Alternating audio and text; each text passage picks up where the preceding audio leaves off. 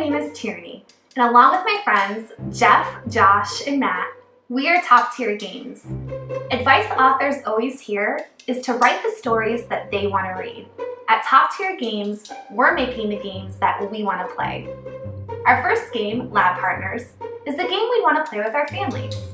Lab Partners is a fast-paced card game where players compete as scientists to create chemical compounds and score company contracts. The first player to 40 influence points will win the game. Here to explain the rules is our resident rules expert, Matt. Actually, I'm more of a rules lawyer. To begin playing a game of Lab Partners, first separate the chemical decks, contract decks, and point decks.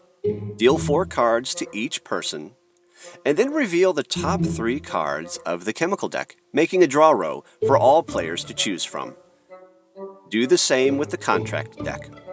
Both of these rows should be in the middle of the table and easily accessible for every player throughout the game. A player's turn begins by them drawing 3 cards from the chemical deck. Players need a combination of stabilizers, reagents, and catalysts, so keep that in mind while drawing cards. You can select cards from the draw row or the top of the chemical deck. A player may then attempt to create a compound using 1 stabilizer, 1 catalyst, and 1 or more reagents, those red cards in the middle. Take a die for each card in their attempted compound and try to roll above the total number of each chemical card. This is a cumulative total. In the example, the player played 3 cards, rolled 3 die, and needed 7 at least to win. If you roll too low, that means you did not successfully create the chemical compound. Discard all but 1 of the chemicals used in the attempt. Creating compounds is great, but in order to score points, players will have to create a mixture. To attempt to create a mixture, select 2 or more of your already created compounds to risk. Select a contract card you want to create. Each contract card has a minimum and maximum roll that you need to roll within. Select a die for each compound you are going to risk. Rolling between the 2 numbers listed on the contract awards you the contract and all of the abilities that come with it. Additionally, you score points equal to the total number of all the chemical cards used to create the mixture.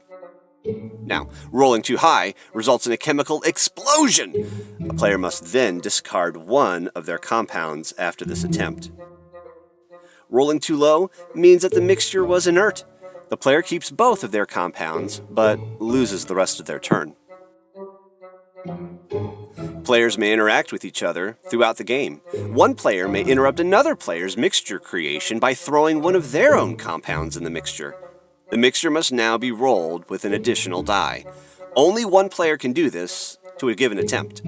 This mixture now belongs to that player, which they can keep after a failed mixture if they roll too low or too high. This can be a risky move, though. If the player rolls between the threshold with the extra die, they score the extra points from that new compound in addition to their own. Players can also attempt to sabotage compounds being made by throwing a reagent into the attempt, as long as the reagent used is not in the existing chemical. It can be used to sabotage the attempt. Now the player must roll the new total without the additional die. Keep in mind that if the player rolls well, they will have a more complex mixture worth more potential points. The same rule applies if they are not able to make the new total. Ah, the joys of working in a collaborative laboratory environment. Be sure to clean up your workspace before you leave. It would be a shame if your lab partner were to encounter any unaccounted for irregularities in their mixing process. That pretty much covers all of the rules and even some of the strategies in Lab Partners. I hope you get as much fun out of playing the game as we did in creating it. Tierney? As you've just seen, Lab Partners is so much fun to play. And we're ready to go to production. I'm being told by my accountant that we need money to go to production. Check out the reward tiers below to see how you can support Top Tier Games. Feel free to send us any questions, comments, or suggestions that you have. We are so excited to hear from you.